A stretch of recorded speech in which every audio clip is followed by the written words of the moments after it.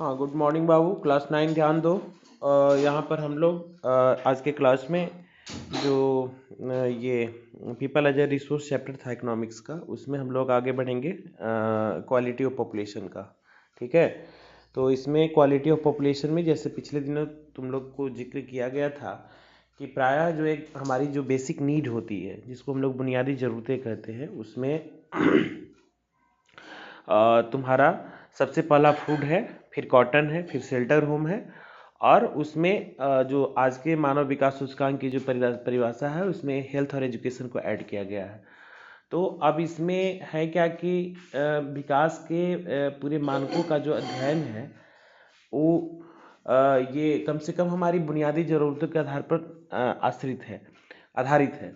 तो आज के जो देश की आज़ादी या कॉलोनियल गवर्नमेंट जब हमारे देश के अंदर में रन करती थी, तो यहाँ के जो वेल्थ था, यानी कि प्रॉपर्टी और संपत्ति जो था, इस पर पूरा का पूरा अधिकार हमारा अंग्रेज अपने हिसाब से इसको यूटिलाइज करते थे, और कहीं ना कहीं यूटिलाइज नहीं, एक्सप्लाइट करते थे। वो इसका दोहन करते थे और अपने यूरोपियन कंट्री में इसको इन्वेस्ट करते थे, और उनको भारत की जनता से बहुत ज़्यादा मतलब नहीं था कि यहाँ के लोगों का डेवलपमेंट किस प्रकार किया जाए और यहाँ के कैसे संसाधनों को विकसित किया जाए, है ना। या यहाँ के पॉपुलेशन को सुधारने के लिए जो तुम लोगों ने क्लास 8 में पढ़ भी चुके हो कि जो मैकाले लॉ आया था, जिसमें इंग्लिश एजुकेशन की बात की भी गई थी, तो केवल कलर क्लास पैदा करना चाहता था। उसने बोला ही था कि भाषा में इंग्लिश एजुकेशन और ऐसी शिक्षा पद्धति विकसित की जाए कि वो शरीर से भारतीय लेकिन मन से वो ब्रिटिश के हो जाए, यूरोपियन हो जाए। यानी कि वो कहीं ना कहीं एजुकेशन पॉलिसी माइंड ब्रेकिंग था। दिमाग को तोड़ देना है और इसको ज़्यादा से ज़्यादा अपनी यूटिलिटी के संदर्भ में इसका यूटिलाइज करना है। तो देश की आज़ादी के समय स्थिति भयावह थी। जनसंख्या की गुणवत्ता के संदर्भ में देखा जाए तो तुम लाइफ एक्सपेक्टेंसी, जो हमारा जीवन प्रत्याशा की जो दर थी, मात्र 33 साल हुआ करता था, 35 साल हुआ करता था। अब इसे तुम अंदाज़ा लगाओ, आज यही जीवन प्रत्याशा की दर तुम्हारा 66 प्लस है, 68 ईयर्स हो गया है भारत का, है ना। और वर्ल्ड में देखोगे तो ये भी धीरे धीरे सुधरा है, क्योंकि जब से लोकतांत्रिक व्यवस्था हमारी बहाल हुई है, तब से सरकार जो है जनता के लिए थोड़ा सा डेडिकेटिव वे में काम करना प्रारंभ कर चुकी है। और आज के वर्तमान दौर में तो स्थिति थोड़ा दयनीय है, क्योंकि ये कोरोना काल में सारी चीज़ों की कलई खुल चुकी है। तो जब देश की आज़ादी हमारी मिली, उस समय तुम्हारा विकास के मानकों पर 3 चीज़ों का बेसिक ध्यान दिया जाता था, जिसमें तुम्हारा ये रोटी कपड़ा और मकान, मतलब जिसमें तुम्हारा फूड हो गया, कॉटन हो गया और शेल्टर होम हो गया। फिर बाद में इसके सिग्निफिकेंस को समझा गया कि एजुकेटेड लोग जो है ना, रिस्पेक्टिवली अपने परिवार के, अपने बाल बच्चों की, अपने सोसाइटी की सर्वाइवल अच्छे ढंग से कर लेते हैं। जैसे कि इस केस में तुम लोगों ने देखा है शकल और विलास की कहानी में, लगभग दोनों की आर्थिक स्थिति एक जैसी थी। ग्रामीण पृष्ठभूमि से वो लोग बिलोंग करते थे। पर्यावरण यानी कि आसपास के जो सराउंडिंग्स था उनका एक ही जैसा था, लेकिन एक मात्र बच्चा जो शकल था, एजुकेशन थोड़ा बहुत उसका परिवार एजुकेटेड था, उसने एजुकेशन की अहमियत को समझा, वो अपने बच्चे को आगे की तरफ बढ़ाया। वो बच्चा शकल भी थोड़ा मेहनत किया, मन लगा करके पढ़ाई की, आगे बढ़ा। वो तुम्हारा आगे बढ़ करके सोसाइटी को लीड करने लगा, और उसकी इनकम भी अच्छी सुधर गई और उसके परिवार की पूरी हालत बदल गई, जिससे तुम्हारा एक वर्चुअस साइकिल का फॉर्मेशन हुआ। वही जबकि इन केस दूसरे कंडीशन में तुम देखोगे, विलास के कंडीशन में उसकी भी माँ बाप उसी ग्रामीण पृष्ठभूमि से, उसी आर्थिक पृष्ठभूमि से आते थे, लेकिन कभी उन्होंने अपने बच्चों पर पढ़ाई लिखाई पर ध्यान कभी नहीं दिया, या उसकी सिग्निफिकेंस शायद वो नहीं समझ पाते थे। तो एक तो उसका पिताजी नहीं थे, दूसरे उसकी माँ जो थी विकलांग थी, और वैसे ही विकलांग बच्चा भी पैदा हो गया विलास। और चूँकि पढ़ने लिखने में इंटरेस्ट ना होने के कारण कभी कोई सपोर्ट अच्छे ढंग से नहीं दिया। नतीजा ये हुआ कि उनकी जो इकोनॉमिकल, सोशल और तमाम प्रकार के ऐसे जो फिजिकली, जो इसको हम लोग कहते हैं हेल्थ के पॉइंट ऑफ व्यू से देखा जाए, तो बहुत बेहतर कंडीशन में वो लोग नहीं हो पाए, और वो कहीं ना कहीं राष्ट्र के लिए एक बहुत बड़ी जिम्मेवारी यानी कि लायबिलिटी बन चुके थे। तो ये एजुकेशन से इतना बड़ा अंतर पड़ता है। एजुकेशन से तुम्हारा हेल्थ और हाइजीन पर भी असर पड़ता है। अगर आप एकोमोडेशन को साफ़ सुथरा रखते हैं, यदि अपने पर्सनल हाइजीन के प्रति कॉन्शियस रहते हैं, यदि आप अपने डाइट कल्चर के प्रति अलर्ट रहते हैं, है ना, बीच बीच में मेडिकल केयर के लिए तुम कंसल्ट करते हो, डॉक्टर से रूटीन चेकअप करवाते हो। तो ये सब कुछ डिपेंड करता है कि तुम कितने शिक्षित हो, क्योंकि तुम्हारे स्वास्थ्य का पैरामीटर ये बहुत हद तक डिपेंड करता है आपकी शिक्षा पर। आप कितने बुद्धिजीवी हैं और अपने परिवार के बारे में, अपने खुद के बारे में आप कितना सोचते हैं और किस प्रकार से आप इससे बचा जा सकता है। इससे भी अब आगे बढ़ करके हैप्पीनेस इंडेक्स की बातें होने लगी है देश के अंदर में, वर्ल्ड के पूरे जो सिनेरियो है वहाँ पर, कि विकास के मानकों का अध्ययन हम बुनियादी ज़रूरतों से आगे कहीं बढ़ करके इंसान की हंसी खुशी और खुशहाली पर हम लोग बातचीत करें कि वो कितना, चूँकि विश्व बैंक का अभी कल परसों का ही मैंने रिपोर्ट देखा है जिसमें ये जिक्र किया है कि आर्थिक समृद्धि खुशहाली का कारण नहीं है। आर्थिक समृद्धि से भौतिक ज़रूरतों को पूरा किया जा सकता है, मन को ठीक नहीं रखा जा सकता है। क्योंकि एक से एक लॉट ऑफ तुम देखोगे देश में बड़ी घटनाएं हो रही है, बड़े उद्योगपतियों के घर में या बड़े बड़े एक्टर और एक्ट्रेस जो अच्छी प्रॉपर्टी संपत्ति के मालिक हैं, लेकिन वो लोग भी सुसाइड कर रहे हैं, या मेंटल डिसऑर्डरनेस जिसको कहते हैं हम लोग, मानसिक बीमारियां, उनको मेंटल डिप्रेशन वगैरह ज़्यादा हो रही है। तो ये बात कहीं ना कहीं सही हो गई है कि हैप्पीनेस इंडेक्स यानी कि जो खुशहाली सूचकांक है, ये मानव विकास का अगर आधार हो जाए तो ये बहुत हद तक हम कम संसाधनों में भी अपने जीवन यापन गुजारा कर सकते हैं। और इस सब का तुम्हारा ओरिजिन पॉइंट है हमारा एजुकेशन, ठीक है। इसलिए तुम देखोगे यहाँ पर जनसंख्या की गुणवत्ता की जो बात कर रहा है, इसमें सबसे पहला जो जगह दिया गया है वो तुम्हारा एजुकेशन का दिया हुआ है। ऐसा तुम यहाँ देख सकते हो, एक छोटा सा केस स्टडिकल बात इसमें दे रहा है कि human beings is a positive asset, है ना, and precious national resources which needs to be characterized nutrition and the developed with the tremendous and care tenderness and the care and coupled with the dynamics। इसका मतलब meaning तुम्हारा ये हुआ कि व्यक्ति एक सकारात्मक परिसंपत्ति और एक राष्ट्रीय कीमती संसाधन के तौर पर इसका गिनती होती है, जिससे बड़ी सहजता से गतिशीलता और सावधानीपूर्वक संजोने का चीज़ है। यानी कि ये काम हमारा कंटिन्यूअस प्रोसेस होना चाहिए, लगातार होना चाहिए। यानी कि हेल्थ और एजुकेशन का काम जो है कंटिन्यूअसली चलना चाहिए, तब तो तुम इसको रख सकते हो। इसका पालन पोषण अच्छे ढंग से होना चाहिए और इसको लगातार विकसित करने की आवश्यकता हमारी पड़ती है। क्योंकि प्रत्येक व्यक्ति जो होता है विकास की समस्याओं और आवश्यकताओं को एक कड़ी है ना। चूँकि तुम देखोगे सोसाइटी में जो भी कुछ घटना दुर्घटना जो भी कुछ, आज देखो ना, कोरोना ने पूरे विश्व को, वर्ल्ड को थाम रखा है। यानी कि पूरी दुनिया ठहरी हुई है। उससे अर्थव्यवस्था की स्थिति को भी सुधारने का काम मानव कर रहा है। हेल्थ में कैसे तुम्हारा मेडिसिन आए, इसके लिए काम कर रहा है। मेडिकल केयर में कैसे लोगों की जान को बचाया जाए, वो काम कर रहे हैं। पुलिस प्रशासन अपने असर से काम कर रही है। तो बिना मानव संसाधन के तो संभव ही नहीं है। तो दे रहा है कि जटिल और गतिशील विकास प्रक्रिया में शिक्षा एक बहुत बड़ी कैटलिस्ट की भूमिका, जिसको उत्प्रेरक की भूमिका कहते हैं, और ये बहुत सावधानी से तैयार करने की चीज़ होती है और बड़ी संवेदनशीलता के साथ इसे क्रियान्वित किया जाना चाहिए। ये लॉर्ड मैकाले की तरह नहीं कि केवल कलर क्लास पैदा कर दिया जाए और विकास हो गया। शिक्षा का मतलब सही मायने में तुम्हारे अंदर में संवेदना का विकास करना, तुम्हारी समझ को विकसित करना और एक ऐसे समाज की रचना करना, क्रिएशन फॉर्मेशन करना, जो कहीं न कहीं जन उपयोगी कार्यों में मदद करता हो और ये मानव विकास के सूचकांक में मदद करता हो। शिक्षा कभी विनाश का कारण नहीं हो सकता, शिक्षा हमेशा विकास का कारण हो सकता है। और विकास हमारा ऐसा नहीं है कि केवल आर्थिक समृद्धि से ही विकास आ जाएगी।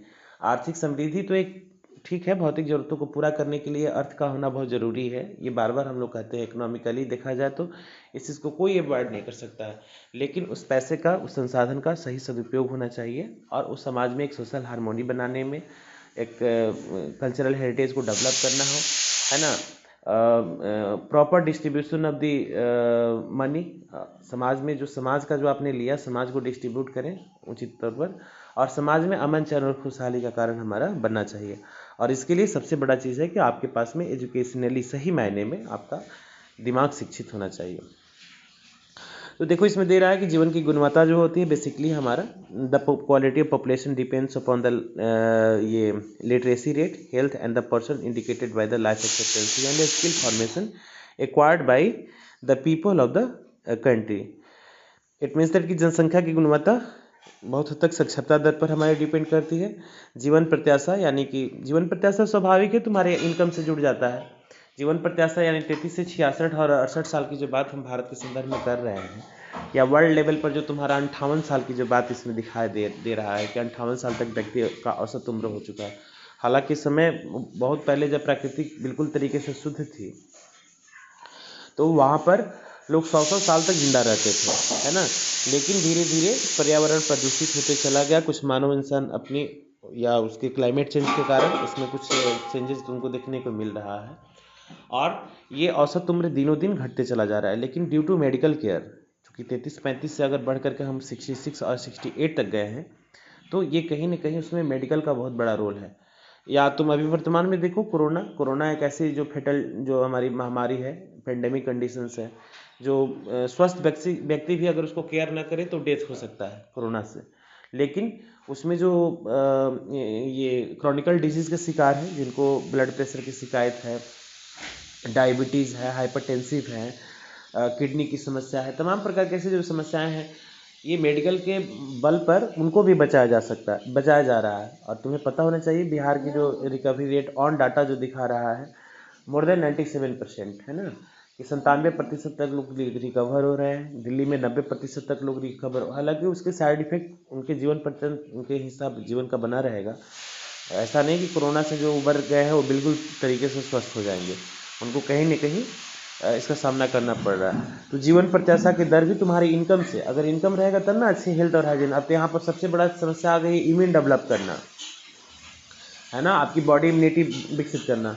तो इम्यून डेवलप करने के लिए आपका डाइट हेल्दी होना चाहिए ना, आपका एकोमोडेशन हेल्दी होना चाहिए जहाँ पर आप रहते हैं। तो रहना आपका अगर अच्छा हो, डाइट आपका बेहतर हो, तो बिना इनकम का तो पॉसिबल है नहीं। अगर खुदा न खास्ते भगवान न करे सब स्वस्थ रहे, लेकिन कभी कोई मेडिकल केयर की रिक्वायरमेंट हुई, हॉस्पिटल्स में अगर भर्ती होना होगा, तो तुम्हें पॉकेट में पैसे होने चाहिए, तब ना आप ऐसा कर सकते हैं।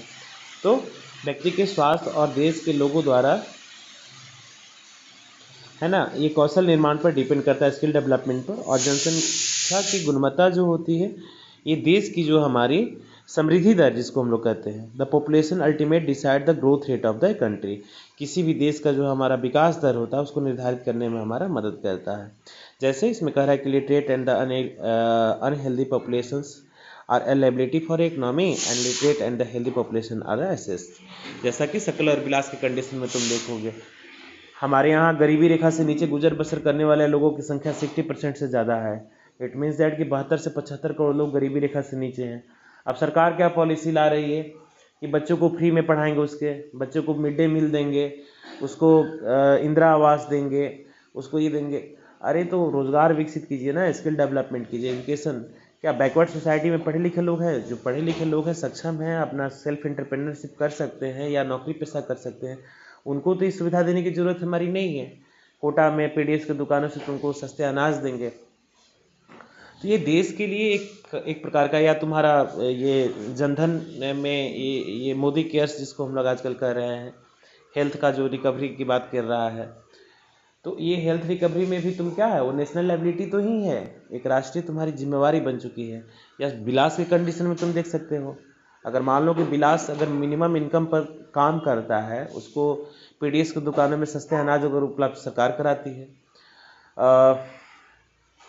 अगर वो बीमार पड़ता है तो उसको जो भी मोदी केयर से या तुम्हारा जन स्वास्थ्य बीमा योजना जो भारत सरकार का लाया गया है, राज्य सरकार का, सरकारी हॉस्पिटल्स में जाना पड़ेगा उसे, तो वो भी एक राष्ट्र के ही परिसंपत्तियों का तुम्हारा यूटिलाइजेशन करके उसको लायबिलिटी को पूरा करना हमें है। लेकिन जब दूसरी तरफ सकल की कहानी है, सकल कम से कम इतना इनकम करता है कि अगर पीडीएस की दुकान में उसको नहीं अनाज मिले तो जिंदा रह सकता है। उसके बच्चे सरकारी विद्यालय में नहीं पढ़ सकते हैं, साइकिल पोशाक और ये मिड डे मील के लिए नहीं जाना चाहते हैं, वो चाहेगा तो प्राइवेट सेक्टर्स में स्कूल में उसको पढ़ा सकता है ना, चूँकि इनकम उसकी अच्छी है। या इवन वो किसी कॉर्पोरेट कंपनी को लीड कर रहा है, तो वो कहीं ना कहीं सॉफ्टवेयर डेवलपमेंट का काम हमारा कर रहा है, या तमाम प्रकार का, या एज ए टीचर हम ही लोग जो सोसाइटी को लीड कर रहे हैं, या डॉक्टर, है ना, जो भी। ये एक बहुत बड़ा हमारा इशू है कि कैसे ये एसेस्ट में कन्वर्ट हमारा होता है। तो ये देश के लिए परिसंपत्ति हमारा हो गया। शिक्षा के बारे में कह रहा है कि जीवन के आरंभिक वर्षों में सकल की शिक्षा के बाद में वही बात है जिसकी जिक्र मैंने बार बार किया है तो शकल और विलास की कहानियों को तुम अध्ययन करोगे तो इसमें तुम पाओगे कि शकल एक प्रकार का हमारा नेशनल एसेट था, तो दूसरी तरफ विलास जो था हमारा वो एक नेशनल लाइबिलिटी बन चुका था। यहाँ देखिए लिटरेसी रेट का दिखा रहा है, इसमें व्यक्तियों के बारे में टोटल लिटरेसी रेट जो हमारा 1951 में नियर अबाउट तुम्हारा बिलो 30% है। अब इससे अंदाज़ा लगाओ कि देश की जो शिक्षा व्यवस्था में सुधार लाने का काम हमारे मैकाले और वुड डिस्पैच और तमाम प्रकार की जो अंग्रेज़ों की पहल थी हमारी हार्वर्ड कमेटी, हंटर कमेटी, उन लोगों ने देश के डेवलपमेंट के लिए बहुत कुछ नहीं किया था। क्योंकि अगर देश की लिटरेसी रेट, साक्षरता के बारे में तुम्हें पता होना चाहिए लिटरेसी क्या होता है ना। 7 साल तक के बच्चे, है ना, 7 साल तक के बच्चे कोई भी एक भाषा को लिख सकते हैं और पढ़ सकते हैं, वो साक्षर होते हैं। ये शिक्षित नहीं, शिक्षित तो हो गया कि आप एडवांस स्टडी कर रहे हैं, कुछ आपके पास में डिग्री और नॉलेज है। साक्षरता का मतलब सा अक्षर, है ना, आपके पास में अक्षर ज्ञान होना चाहिए। कोई भी एक भाषा का कम से कम तुम्हारा ये स्क्रिप्ट समझ में आनी चाहिए, यानी कि वो लिपि तुम्हारी समझ में आनी चाहिए जिसको तुम लिख सकते हो और पढ़ सकते हो। इसी से तुम्हें साक्षरता का प्रमाण मिल सकता है। तो ये साक्षरता की स्थिति तुम्हारी देश में थी बिलो 30%, या नियर अबाउट 30% मान भी लें तो सोचो कि 100 में जो 70 आदमी थे वो निरक्षर थे, उनको अक्षर ज्ञान भी नहीं था, है ना। वो किसी बोर्ड पर लिखी हुई बातों को न लिख सकते थे, न पढ़ सकते थे, न साइन कर सकते थे। तो देश की हालत कितनी ख़राब थी, जिसमें पुरुषों का लिटरेसी रेट नियर अबाउट 20%, यानी 100 में जो 80 लोग थे निरक्षर थे पुरुष, और महिला की स्थिति तो बहुत खतरनाक था, 10% के आसपास में तुमको दिखा रहा है डाटा, ठीक है। यानी कि 100 में 10 ही महिलाएं मात्र पढ़ी लिखी हुई होती थी, साधारण नॉलेज उनके पास में होता था। 90 महिलाएं मतलब सोचो कैसे ही थी। धीरे धीरे स्थिति को सुधार करने का प्रयास इसमें किया गया है, और सबसे जो लेटेस्ट डाटा इसमें तुम्हारा दे रहा है 2004 का, ये है टोटल तुम्हारा लिटरेसी रेट जो है, ये है तुम्हारा नियर अबाउट 70%, मतलब 65 प्लस है, 65 ही दिखाता है डाटा में, 65%, जिसमें पुरुषों का जो लिटरेसी रेट है नियर अबाउट 74.75% के आसपास में है, और महिलाओं की लिटरेसी रेट तुम्हारी जो है ये 55% के आसपास में है। मतलब आज के वर्तमान दौर में भी अगर देखा जाए, थोड़ा सा डाटा को इम्प्रूव कर भी लें हम, तो ये डाटा तुम्हारा लिटरेसी के पॉइंट ऑफ व्यू से देखा जाएगा तो वही 80 to 85% होता है। यानी कि अभी भी 100 में 15 आदमी ऐसे हैं जिनको अक्षर ज्ञान नहीं है। पुरुषों की जहाँ तक बात की जाएगी 75% है, बहुत ज़्यादा इंप्रूव किया होगा तो 85 तक गया होगा। यानी कि पुरुषों में अभी भी 15 लोग हैं जो लिख पढ़ नहीं सकते हैं, और महिलाओं की स्थिति में ज़्यादा सुधार करना है, क्योंकि ये 2004 का डाटा ये 55-56% के आसपास में दिखा रहा है। अलग अलग राज्यों में अलग अलग डाटा भी हमारे दिखाई देते हैं। ये 70 तक भी अगर महिलाएं पहुंच जाती हैं आज के वर्तमान दौर में 2020 तक देखा जाएगा, तो अभी भी 30 महिला ऐसी है जिसको किसी भी एक भाषा का स्क्रिप्ट का ज्ञान नहीं है, ना उसको लिख सकती है ना उसको पढ़ सकती है। तो देश की आज़ादी के 70-75 सालों के बाद भी अगर देश की अगर साक्षरता दर की स्थिति ऐसी रहेगी, जिससे तुम अंदाज़ा लगा सकते हो कि जो साक्षर ही नहीं है वो कैसे अपने स्किल का डेवलपमेंट कर सकते हैं और क्या कर सकते हैं, ठीक है। सो प्रोवाइडिंग यूनिवर्सल एक्सेस, है ना, retention and the quality of the elementary education with the special emphasis of the girl. इसमें दे रहा है कि शिक्षा की सार्वजनिक पहुंच धारणा और उसकी गुणवत्ता को इम्प्रूव करने का प्रयास इसमें किया गया है, और इस मामले में खास करके लड़कियों पर विशेष जोर दिया गया है। क्योंकि पिछले दिनों तुम लोगों ने देखा होगा देश में जो हमारे मोदी जी का सरकार बना था, तो उन्होंने एक स्लोगन्स रिलीज किया था, बेटी बचाओ, है ना, बेटी पढ़ाओ। यानी कि बेटियों को पढ़ाने और बचाने की जो बात इसमें की गई, चूँकि लड़कियों को पढ़ाने की तो दूर सोचो, एक सबसे बड़ा कंडीशन है खराब देश में कि अशिक्षित और जो गरीब माँ बाप होते हैं वो खुद कहीं ना कहीं अपने आप को ना मतलब एक फैमिली प्लानिंग का हिस्सा के तौर पर नहीं रखते हैं, और बेटों की चाहत में बेटियों की एक लंबी फहरिस्त हो जाती है उनके यहाँ, है ना। और कभी कभी तो ऐसा भी कंडीशन आता है कि थोड़ा सा उनको ज्ञान हो भी जाता है मेडिकली। तो एक आया था तुम्हारा ये अल्ट्रासाउंड वाला, जिसमें ये नेटल सेक्स डिटर्मिनेशन होता था कि जो बच्चा गर्भ में पल रहा है उसका लिंग का ये पड़ताल की जा सकती थी। तो जैसे ही तुम देखोगे थोड़ा सा एजुकेटेड माँ बाप होते हैं, उनकी आर्थिक स्थिति, माली हालत अच्छी नहीं होती है, उनका इकोनॉमिक स्थिति अच्छी नहीं होती है, तो कहीं ना कहीं वो बच्चियों का एबॉर्शन करवा देते हैं, है ना। यानी कि तुम्हारा जो भ्रूण पल रहा है पेट में, है ना, उसको वो एबॉर्शन करवा देते हैं। और एबॉर्शन कराने से होता है कि जन्म लेने से पहले ही जो बच्ची हमारी होती है, लड़की होती है, वो दुनिया में नहीं आ पाती है। तो बेटी को पढ़ाना से मतलब बेटी बचाओ बेटी पढ़ाओ जो कंडीशन है, तो बेटियों को बचाना बहुत ज़रूरी है। और तुम लोगों ने कभी क्लास 8 में तुम लोगों ने पढ़ा होगा, या इवन इसमें कहीं ना कहीं तुम्हारा डेमोग्राफिकली पॉपुलेशन का जिक्र इसमें किया गया है कि इस पॉपुलेशन में महिलाओं की मतलब एक सोशल बैलेंस, इसको हम लोग सामाजिक संतुलन की स्थिति को बनाए रखने के लिए लड़का और लड़कियों की संख्या का उचित होना हमारा जरूरी है, जिसको हम लोग सेक्स रेशियो कहते हैं, लिंगानुपात कहते हैं। उसमें होता क्या है कि आज की जो बेटी है वही आगे चल के माँ बनेगी, आज का जो बेटा है वही आगे चल के मतलब पिताजी बनेंगे। यानी कि उनको कहीं ना कहीं सामाजिक बंधन में एक तरीके का तुम्हारा ये शादी का बंधन होगा, तो लड़की रहेगी तब ना शादी होगा। ऐसे तो ये होमोसेक्स रिलेशनशिप को भी मान्यता भारत सरकार ने दे दिया है कि ट्रांसजेंडर या ये बाइसेक्सुअल या तुम्हारा ये अरे उसको क्या कहते हैं हम, समलैंगिकता समझो, उसको ऐसे समलैंगिकता समझो कि ऐसे समलैंगिक रिलेशन को भी ना बनाने की बात उसमें की गई है, उसको कानूनी मान्यता सरकार ने दे दिया है। लेकिन प्रायः समाज का ट्रेंड देखोगे तो लड़का का लड़की से ही शादी होता है। तो भविष्य के लिहाज से देखोगे तो लड़कियों की गिरती हुई जनसंख्या जो है ये कहीं ना कहीं सोशल फॉर्मेशन के लिए भी एक हमारा इशू दिखाई देता है। तो हमें लड़कियों को बचाना बहुत ज़रूरी है। और देश की जो ये लिंगानुपात का दर हमारा है वो है तुम्हारा 940 है ना, पर 1000 है ना, 1000 लड़कों पर 940 लड़कियां जन्म के समय है। इसके बाद में लड़कियों के साथ जो समाज में स्थिति देख ही रहे हो, उनके साथ में फिजिकल एंड सेक्सुअल हरासमेंट के केसेस आ रहे हैं, या इवन डॉरी के लिए जो महिलाएं जला दी जाती है, या उनके साथ में जो ज्यादतियाँ होती है। तो आगे बीच में 30 35 40 सालों तक तुम जाके देखोगे तो वहाँ पर महिलाओं की स्थिति और खराब हो सकती है। तो इसको हमें सुधारना होगा। यानी कि अगर 1000 बच्चे जन्म लेते हैं तो हमें 1000 लड़कियों को भी जन्म देना होगा, तब जाकर के भविष्य में हम सामाजिक संतुलन की स्थिति को बरकरार रख सकते हैं। तो यहाँ पर जो स्लोगन्स रिलीज किए गए हैं, बेटी बचाओ और बेटी पढ़ाओ, अब उसमें एक और कंडीशन है, जो गरीब और अशिक्षित माँ बाप होते हैं वो किसी तरीके से अगर बच्ची दुनिया में चली भी आई तो उसको कहीं न कहीं उन्हें मेल न्यूट्रिशंस का शिकार होना पड़ता है। यानी कि घर में अगर माली हालत अच्छी नहीं है, मतलब इकोनॉमिकली अच्छी स्थिति नहीं है, अगर घर में एक बच्चा और एक बच्ची है तो वहाँ पर डाइट में भी ना उसके साथ भेदभाव किया जाता है, डिस्क्रिमिनेट किया जाता है।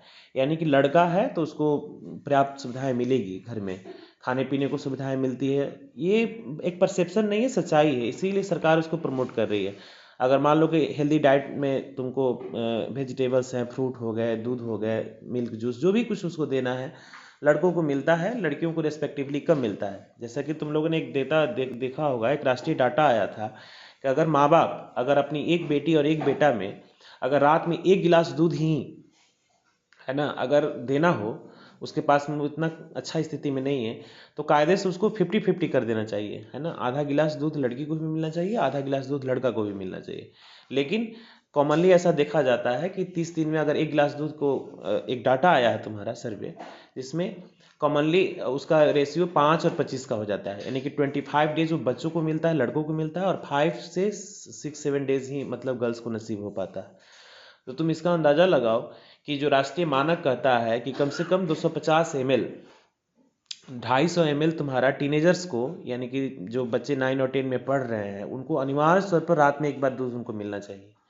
मतलब 24 आवर्स में कम से कम 250 ml दूध उनको मिलना चाहिए। यानी कि अगर दिन भर बच्चा कुछ भी खाता पीता है, उसको 250 ग्राम 250 ml दूध उसको मिले तो उसका पोषण पूरा हो सकता है हमारा। लेकिन कितने गरीब माँ बाप ऐसे हैं जो 250 ml सिक्योर ही नहीं कर पाते हैं, या सिक्योर कर पाते हैं तो उसमें भेदभाव हमारा देखने को मिलता है। तो इसका असर कहीं ना कहीं लड़कियों के शारीरिक और मानसिक विकास, यानी कि फिजिकल और मेंटल डेवलपमेंट पर होता है। फिर लड़कियों के साथ में और आगे भविष्य में भी बहुत सारी दिक्कतें होती है, उसको एजुकेशन में भी भेदभाव का सामना करना पड़ता है हमारा। अब जब लड़की पढ़ी लिखी हुई नहीं रहती है तो आगे चल के भविष्य में उसकी इवन चाइल्ड मैरिज भी, तुम लोगों ने पिछले दिन देखा होगा, लिकर बैन और चाइल्ड मैरिज पर बात हुई थी बिहार सरकार का, है ना, जिसमें ये शराबबंदी में, शराब वाला में भी कंडीशन में तुम देखो, जो डोमेस्टिक वायलेंस होता था वो घर की जो महिला होती थी उसी के साथ ही होता था, वो माँ हो बहन हो उसी के साथ होता था। एब्यूजेस, गाली गलौज, या इवन जो उसके कारण जो कंडीशन हमारी होती थी, या इवन तुम्हारा जो ये चाइल्ड मैरिज और जो डॉरी प्रोविजन का था, दहेज दहेज न लेना, दहेज उन्मूलन और बाल विवाह। तो बाल विवाह और दहेज उन्मूलन में भी तुम्हारा क्या है, चाइल्ड मैरिज, जो गरीबी जहाँ पर होती है, पॉवर्टी होती है, मतलब जहाँ पर माँ बाप अच्छे स्थिति में नहीं होते हैं, वो अपनी कम उम्र की लड़कियों की शादी कर देते हैं, और वो आगे चल के लड़की भी कहीं ना कहीं स्टैंड नहीं कर पाते सही ढंग से, फिर परिवार का साइज बहुत बड़ा हो जाता है और मेल न्यूट्रिशन का भी शिकार हो जाती है। और इसमें तुम्हारा आता है इन्फेंट मोर्टेलिटी रेट, तुम लोग IMR पढ़े होगे, इसमें डाटा तुम्हारा दिए हुए पेज नंबर मैं बता देता हूँ। पेज नंबर है तुम्हारा 23। ये इसको इन्फेंट मोर्टेलिटी रेट हम लोग कहते हैं।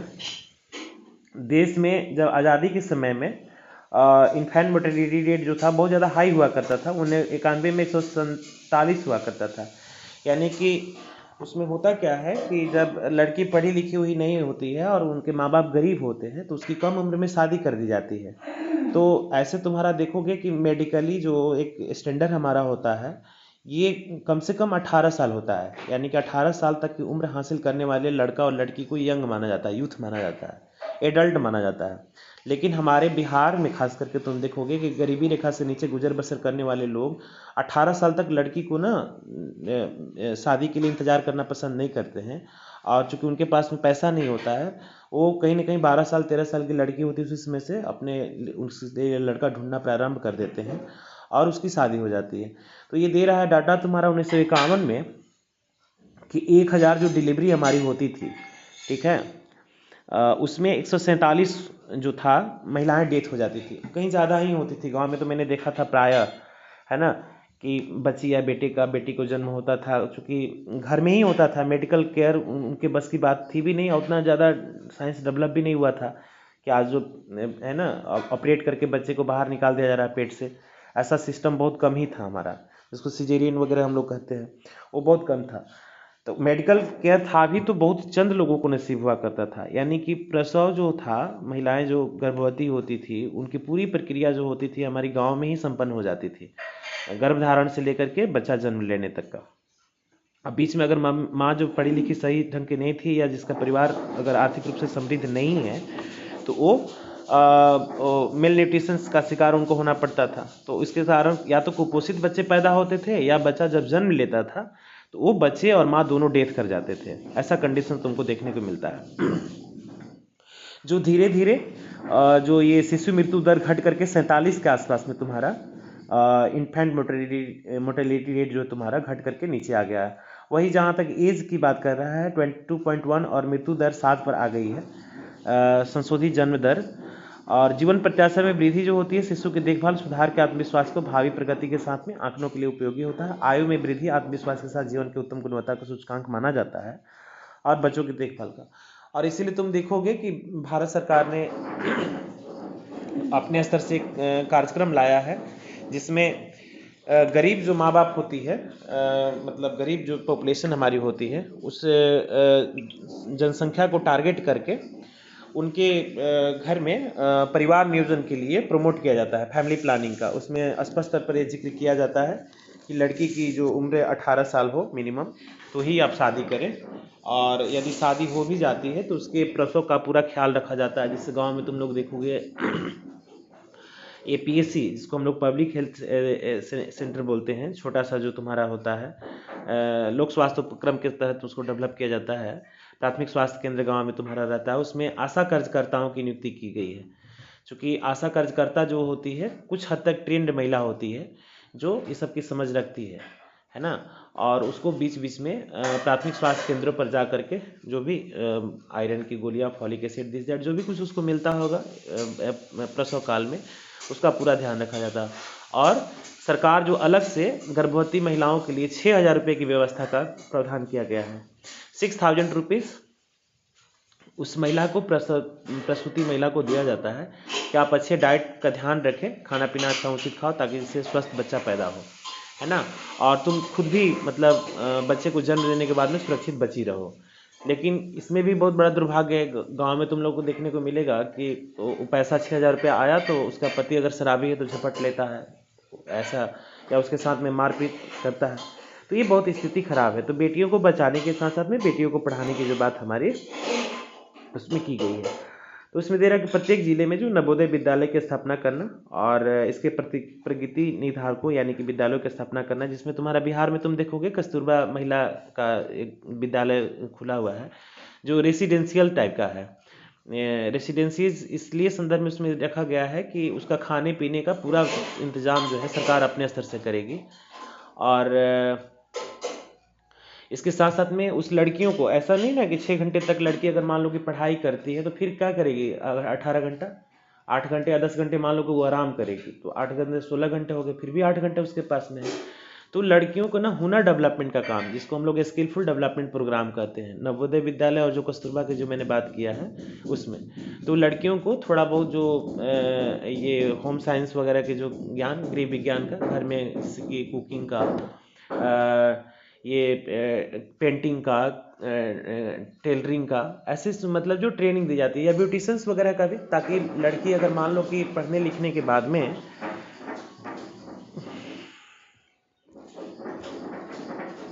ये विद्यालय हमारे होते हैं तो उसमें ऐसा है कि लड़कियों को शिक्षा के साथ साथ में मतलब उसको एक फॉर्मल एजुकेशन के साथ साथ में उसका स्किलफुल ट्रेनिंग का काम, स्किल डेवलपमेंट का कार्यक्रम हमारा चलता है, कि ताकि लड़की अगर मान लो कि जॉब ये डिग्री लेने के बाद में यदि मान लो जॉब पे साथ नहीं कर पाती है तो उसके हाथों में इतना हुनर होता है तो वो अपने परिवार के लिए एक अतिरिक्त आय का साधन हमारी बन सकती है, या घर के कामों को भी अगर अच्छे से निपटा ले तो एक बहुत बड़ी अचीवमेंट हमारी मानी जाए, है ना ऐसा।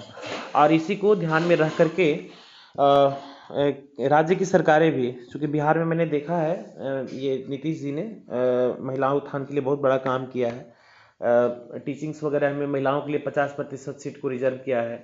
पुलिसिंग में 33% महिलाएं जो थी अब वहाँ पर सीट उनका रिजर्व कर दिया गया है। इसके अलावा पंचायती राज अधिनियम जो हमारा मुखिया और जो पंचायत समिति और जिला परिषद वगैरह के चुनाव होते हैं उसमें भी महिलाओं के लिए 50% हमारी सीट जो रिजर्व की गई है। इसके अलावा ये लड़कियों की शिक्षा को प्रमोशन बढ़ावा देने के लिए साइकिल योजना आया था, लड़कियों को कॉन्फिडेंस को डेवलप करने के लिए। इसके बाद में तुम्हारा ये पोशाक वाला तो सबके लिए कॉमनली हो गया, बाद में मिड डे मील तो अब सबको कॉमनली मिलने लगा है। और पोस्ट ग्रेजुएशन तक की पढ़ाई है ना लड़की को करना है और वो निःशुल्क मिलेगा। बिहार में सरकार जो थी एक बहुत बड़ी इनिशिएटिव ले रही है, यानी कि पोस्ट ग्रेजुएशन तक की लड़कियां पढ़ाई फ्री ऑफ कॉस्ट कर सकती हैं। अब रहा बात तुम्हारे अंदर में विल पावर कितना है, और ना केवल फ्री ऑफ कॉस्ट है बल्कि आपको स्कॉलरशिप भी प्रमोट किया जाएगा, यानी कि छात्रवृत्ति भी आपको दी जाएगी। ये राशि धीरे धीरे इसको बढ़ाया जा रहा है। अभी वर्तमान में पोस्ट ग्रेजुएशन तक की पढ़ाई करते समय तक 58 या 59 हज़ार रुपये तुम्हारा टोटल सरकार तुमको छात्रवृत्ति भी देती है लड़कियों को प्रमोट करने के लिए। लेकिन उसका एक पहला कंडीशन ये है कि उसमें अविवाहित का प्रमाण पत्र देना होगा, अनमैरिड होने का। यानी कि ये जो प्रमोशन है ये महिला सशक्तिकरण का, शिक्षा हासिल कराने का, इसके पीछे एक मात्र उद्देश्य ये नहीं है कि लड़कियों को शिक्षित कर देना है, बल्कि उसकी सही उम्र में शादी हो, है ना, यानी कि बाल विवाह से उसको बचाया जाए। इसलिए सरकार ने छात्रवृत्ति के प्रावधानों में ऐसा जिक्र किया गया है कि जब लड़की क्लेम करेगी अपने स्कॉलरशिप के लिए तो उसको अपने अविवाहित होने का प्रमाण पत्र देना होगा कि हम अनमैरिड हैं। यानी कि सरकार भी चाहती है कि लड़कियों की शादी जो है ना 18 के बाद, यानी कि 22, 23, 25 जब भी कुछ उम्र में हासिल हो, और लड़की सही मायने में सही, जिससे बच्चों पर हम लोग अपना टाइम देते हैं कि नहीं बच्चा पहले पढ़ ले लिख ले, है ना, अपने पैरों पर खड़ा हो जाए तो इसकी शादी होगी, उसी तरीके से लड़कियों के कंडीशंस में भी हमारा किया गया है। और इसका संबंध तुम्हारा जन्म दर से भी है ना। जन्म दर में एक डाटा तुम्हारा बिहार सरकार में पिछले दिन आया था कि जो लड़की 10 के बाद में यानी कि मैट्रिक तक की पढ़ाई की हुई है और अगर उसको शादी हो जाती है तो उसका बर्थ रेट 4 समथिंग यानी कि 4.4 से भी ज़्यादा बच्चा होने के चांसेस उसका रहता है हमारा। कि मतलब अगर फैमिली प्लानिंग अगर सही ढंग से नहीं हुआ तो 4 से 5 बच्चे कॉमनली औसतन उसके हो सकते हैं इन केस की ऐसा। फिर इसके बाद में अगर लड़की +2 तक की पढ़ाई की तो थोड़ा सा डाटा और नीचे गिरता है। ग्रेजुएशन तक की पढ़ी लिखी लड़की मैच्योर्ड हो जाती है, वो अपने परिवार के आकार को निर्धारित कर सकती है कि उसके कितने बच्चे और कितने बेटे बेटियां चाहिए, तो लगभग तुम्हारा 2 पर आ जाता है, 2.3 या 2.1 है। और जब यही लड़की पोस्ट ग्रेजुएशन तक की पढ़ाई कर लेती है तो उसको और अच्छा समझ आ जाता है कि उसके परिवार के साइज़ कितना बड़ा होना चाहिए। और ये डाटा तुम्हारा 1.8 के आसपास में है, यानी कि जैसे कि तुम्हारा एक जनसंख्या नियंत्रण में हम दो हमारे दो का कंसेप्ट है। वो लड़की अगर पोस्ट ग्रेजुएशन तक की एमए वगैरह तक की पढ़ाई कर लेती तो उसे पता होता है कि हम अपने परिवार के साइज़ को हम छोटा रख सकते हैं। तो ये सरकार जो है इसके लिए बहुत बड़ा काम कर रही है। तो ये महिलाओं के साथ साथ में पुरुषों का भी इस पर बहुत ध्यान देना होगा। तो इसमें हाई स्कूल में विद्यार्थियों के ज्ञान और कौशल से संबंधित, जिसमें तुम्हारा पहले जो होता था वोकेशनल, जो कुछ ऐसे ट्रेनिंग बच्चों को देने की बात की जाती थी। और ये शिक्षा के सुधार को करने के लिए सरकार अपने स्तर से बहुत बड़ा काम कर रही है, जिसमें तुम डाटा देख सकते हो, है ना। 1950-51 में जो नंबर ऑफ कॉलेजेस थे, महाविद्यालयों की जो संख्या थी हमारी, ये लगभग 750 के आसपास में हुआ करती थी। यूनिवर्सिटी 30 हुआ करते थे। टोटल विद्यार्थी हमारे पास में उस समय 2,63,000 के आसपास में होते थे। टीचर 24,000 के आसपास में होते थे। यही जो 2011-12 का जो 12वीं पंचवर्षीय योजना का जो तुम्हारा रिपोर्ट दे रहा है एजुकेशनल डेवलपमेंट का, इसमें कॉलेजेस जो हैं हमारे 31,324 हैं। डाटा तुम्हारे इसमें 40 है, 40,760 हैं। Number of university 711 university total. और स्टूडेंट्स टोटल तुम्हारे लगभग 2,65,85,437 के आसपास में। ये डाटा और बढ़ेगा क्योंकि 10 साल के बाद में इसमें डेवलपमेंट तुमको देखने को मिलेगी। और लगभग टीचर तुम्हारे 12,61,350 हैं। इससे आप अंदाज़ा लगाइए कि सरकार जो है ये कितना बड़ा काम कर रही है ना, एजुकेशन को इम्प्रूव करने के लिए। और एजुकेशन के इम्पोर्टेंस को आप समझ सकते हो,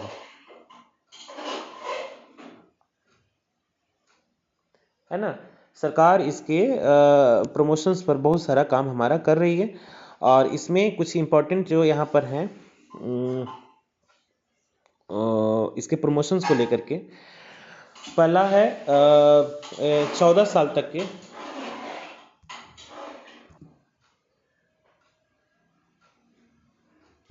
है ना। तो इसमें है क्या कि जैसे पिछले दिनों तुम लोगों ने देखा होगा जो एक कानून आया था तुम्हारा आरटीई, है ना, जिसको हम लोग कहते हैं शिक्षा का अधिकार, राइट टू एजुकेशन, है ना। तो शिक्षा का अधिकार ये लीगल राइट्स है। आर्टिकल तुम्हारा ये 21 में ये सार्वभौमिक शिक्षा उसमें शामिल है। इसके बाद में तुम्हारा डायरेक्टिव प्रिंसिपल ऑफ स्टेट, जिसको हम लोग राज्य के नीति निर्देशक तत्व कहते हैं, उसमें भी 45 में इसका उल्लेख किया गया है। या समानता के अधिकारों के तहत में आर्टिकल 14 से लेकर के 18 का जो जिक्र किया गया, उसमें समान अधिकार सबको है शिक्षा हासिल करने का। तो ये तो हमारे कॉन्स्टिट्यूशनल प्रोविज़न है, ये संवैधानिक प्रावधान है हमारे कि बच्चों को शिक्षित, और ये फंडामेंटल राइट्स में तुम्हारा शामिल है। आप सोचो कि फंडामेंटल राइट्स में भी ये चीज़ जिक्र किया गया है, डायरेक्टिव प्रिंसिपल ऑफ स्टेट में भी शामिल किया गया है। देश में ये 70-75 सालों से जितने सारे प्रधानमंत्री आए, जितने राज्य की जो सरकारें हमारी आई, इसका हमारा कंकरेंट लिस्ट में भी डाला गया, समवर्ती सूची में भी शिक्षा को डाला गया है, लेकिन फिर भी सिक्योर नहीं हो पा रहा था। तो ये पिछले दिनों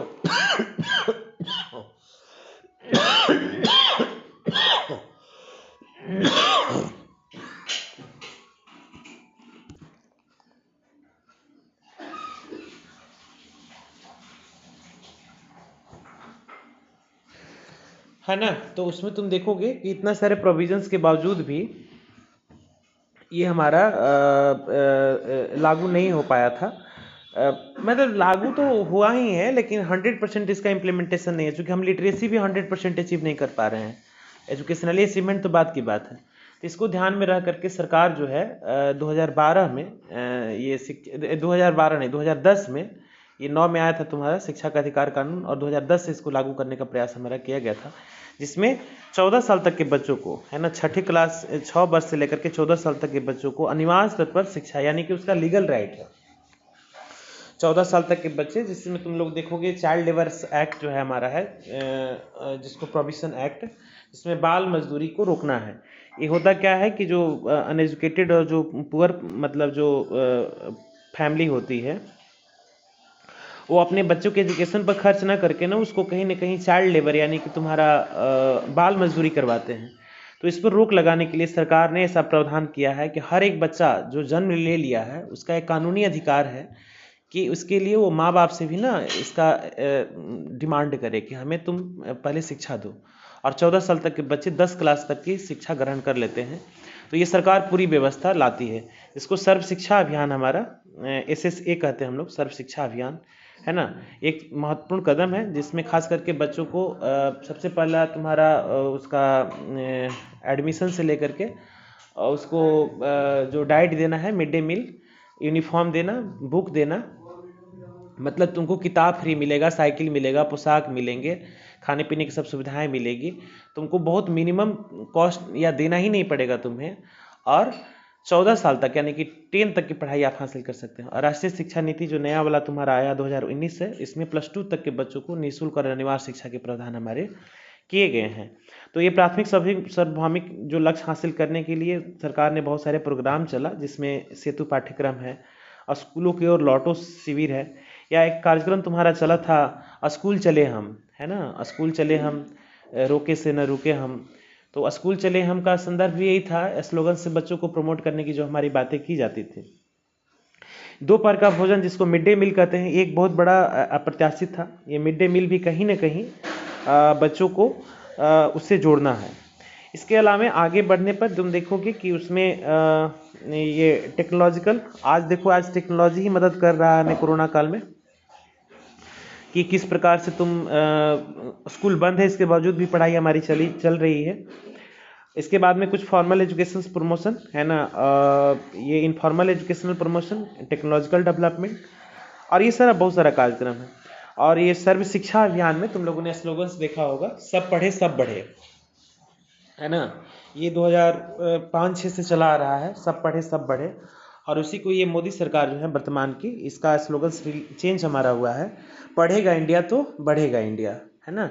यानी कि अपनी पढ़ाई के प्रति आपको विशेष ध्यान हमारा रखना चाहिए। और शिक्षा तुम्हारे जीवन के लिए एक बहुत इंपॉर्टेंट इशूज़ है, जिसको तुम अगर सही मायने में हासिल करते हो तो तुम्हारी एक सामाजिक पहचान, मर्यादित पहचान, समाज में तुम्हें ऑनर भी मिलेगा, और आगे चल के तुम्हारे उसी सर्टिफिकेट्स और जो तुम डिग्री हासिल करोगे उससे तुम्हें जॉब, नौकरी पेशा होने के भी चांसेस हमारे हैं। या स्किल डेवलपमेंट प्रोग्राम में जो मिनिमम एलिजिबिलिटी की बात की जाती है, जिसमें योग्यता हासिल करने की बात हमारी होती है, आप उस लायक हो जाते हैं कि वहाँ पर तुम इस चीज़ को कर सकते हो। और एटलीस्ट इतना तो मान के चलो कि तुम सही मायने में शिक्षित व्यक्ति रहोगे तो समाज में तुम एक ऑनरेबल और ये डिसिप्लिन सिटीजन की तरह अपना जीवन निर्वाह करोगे। और अनुशासन में जीवन जीना भी एक स्वस्थ और देश की मर्यादित पहचान हमारी होती है, जिसमें तुम्हारा एक योग्य नागरिक होना बहुत ज़रूरी है। इसमें एक तुम्हारा एक्टिविटी दे रहा है विद्यालय और अपने पड़ोस के सह शिक्षा अभियान में, विद्यालय में सह शिक्षा विद्यालय में पढ़ने वाले लड़के और लड़कियों की गणना करें, और स्कूल में प्रशासक के कहें कि आपके लड़के और लड़कियों की संख्या आंकड़े उपलब्ध कराएं। आंकड़ा उपलब्ध नहीं कराना है, अपने सेक्शन को तुम नोटिस करो। क्लास 9 में तुम लोग हो ना, 9 में तो मैंने देखा है कि टोटल लगता है कि 70 बच्चे हैं नियर अबाउट। लड़की उसमें कितनी है? लड़की हमको लगता है मुश्किल से तुम्हारा 15 या 17 लड़की होगी, 17 या 20 से ज़्यादा नहीं होगी, और 50 लड़के हैं। तो मान के चलो अपने स्कूल के आसपास में ही इसका सर्वे कर लीजिए ना, ज़्यादा अच्छा होगा। कि आपके एक क्लास में 70 बच्चे में अगर 50 लड़का और 20 लड़की है, तो क्या ऐसा थोड़ी ना है कि उस एरिया में लड़की ही नहीं है जो पढ़ना नहीं चाहती है। कितनी सारी लड़कियां होगी जो पढ़ना चाहती होगी, लेकिन उसके माँ बाप केपेबल नहीं है कि वो फी वहन कर सके, है ना। इस कारण वो स्कूल से हमारी दूर है। तो ये काम करना होगा। और कहीं ना कहीं इसका जो सर्वे कर रहे हो तो अपने घर में भी थोड़ा सा डिस्क्रिमिनेशन नहीं करना चाहिए। अगर घर में भाई और बहन दोनों हैं, अगर बहन पढ़ने में तेज़ है, अच्छी है, तो उसके भी ना अच्छे डाइट का ध्यान रखिए। उसको खुद तुम भी मदद करो पढ़ने में, है ना। बाहर ज़्यादा नहीं निकल सकती हैं लड़कियां, तो बाहर जाओ तो उसके भी कॉपी लाओ, किताब खरीद के लाओ, उसको दो, बैठ करके आपस में डिस्कस करो, और समान रूप से उसको पढ़ने और बढ़ने का मौका दो, है ना। ऐसे खाली बेटी बचाने, बेटी पढ़ाने से, या सब पढ़े सब बढ़े, या पढ़ेगा इंडिया बढ़ेगा इंडिया स्लोगन्स लगाने से देश नहीं डेवलप होगा। हमें ज़मीनी स्तर पर इसकी पहल करनी होगी। और ऐसे माँ बाप को भी, मम्मी पापा को भी इस बात का विशेष ध्यान रखना चाहिए कि घर में अगर बेटी और बेटा दोनों हैं तो दोनों को समान रूप से आगे बढ़ने का मौका हमारा दिया जाना चाहिए। लड़कियों के साथ डोमेस्टिक वायलेंस नहीं होना चाहिए, चाइल्ड मैरिज नहीं होना चाहिए, उसका शारीरिक और मानसिक विकास सही ढंग से हो, उसके लिए आप उचित डाइट प्रोवाइड करें, और उसको एक अच्छे स्वस्थ माहौल में समान रूप से उसको आगे बढ़ने का मौका हमारा दिया जाना चाहिए। क्योंकि सरकार केवल इनिशिएटिव लेने की बात कर सकती है, उसे ज़मीनी स्तर पर लागू करने का काम हमारा होना चाहिए। और ये क्लासरूम में भी लड़कियों की सहभागिता आगे बढ़नी चाहिए, उसके पार्टिसिपेशन जो है हमारा इक्वल होना चाहिए। और इसके लिए पूरी सोसाइटी को एक बार एफर्ट करना होगा, तब जाकर के सही मायने में हम सशक्त महिलाओं का एक सही समाज बना सकते हैं। और ये इसके एग्जाम्पल तुम्हारे भरे पड़े हैं कि महिलाओं को जब भी मौका मिलता है वो अच्छा परफॉर्मेंस करके दिखाती है। बहुत सारे ऐसी नामचीन हस्तियाँ हमारे देश के अंदर में है। साइना नेहवाल है ना, सानिया मिर्ज़ा हैं, किरण बेदी हैं, इवन अवनी चतुर्वेदी का नाम तुम लोगों ने सुना होगा, भावना कंठ का नाम तुमने सुना होगा। सब फाइटर प्लेन लड़कियां उड़ा रही है, कमर्शियल पायलट लड़कियां बन रही है, डॉक्टर्स मेडिकल सेक्टर में तुम जाओगे, बैंकिंग, टीचिंग, ऐसा नहीं है, सभी जगह पर महिलाएं जो हमारी, इवन बहुत सारे बड़े नाम तुम्हारे पॉलिटिक्स में तुमको दिखाई दे रहे हैं, जिसमें निर्मला सीतारमन का नाम तुमने सुना, रक्षा मंत्री भी हुआ करती थी, अभी बाद में वित्त मंत्री है। ऐसा लोगों का परसेप्शन है कि महिलाओं को, है ना, इकोनॉमिकली आर्थिक समझ थोड़ा कम होता है, लेकिन इसका अंदाज़ा लगाओ कि देश के सशक्तिकरण का कितना बढ़िया नमूना है कि देश की महिला हमारी वित्त मंत्री है, वही महिला हमारी देश की संरक्षा मंत्रालय संभालती थी। आमतौर पर देखोगे कि डिफेंस का वर्क जो होता है ना, ये पुरुष वर्ग को दिया जाता है ना। घर में तुम देखोगे गेट कीपर रखते हैं तो क्या पुरुष रखते हैं, गार्ड रखते हैं तो पुरुष रखते हैं। तो उसी तरीके से सोचो कि रक्षा का जो काम हमारा दायित्व जो था पहले मेल डोमिनेंट माना जाता था, लेकिन अगर देश की हमारी रक्षा मंत्री एक महिला है तो इससे आप अंदाज़ा लगाओ कि महिला सशक्तिकरण को लेकर के कितना ज़्यादा इनिशिएटिव हमारा लिया जा रहा है। या बहुत सारे ऐसे बड़े नाम हैं, सुषमा स्वराज नहीं रही, उनका भी नाम बहुत ज़्यादा था, इवन मायावती का नाम, या बिहार में राबड़ी देवी, या वर्तमान में एक डिप्टी सीएम हमारी बनी है रेणु देवी। तो ऐसा नहीं है कि मतलब महिला जो है केवल डिपेंडेंट रह सकती है, इंडिपेंडेंट नहीं सकती है। अगर उसको मौका दिया जाए तो इंडिपेंडेंटली भी बहुत अच्छा काम कर सकती है। तो आप एजुकेशन पर ही जिक्र करिए, क्योंकि मैं इस पर हेल्थ को भी शामिल करता आज, लेकिन थोड़ा सा ये लेक्चर ऑलरेडी कंप्लीट हो चुका है क्लास के लिहाज से देखा जाए तो 45-46 मिनट का।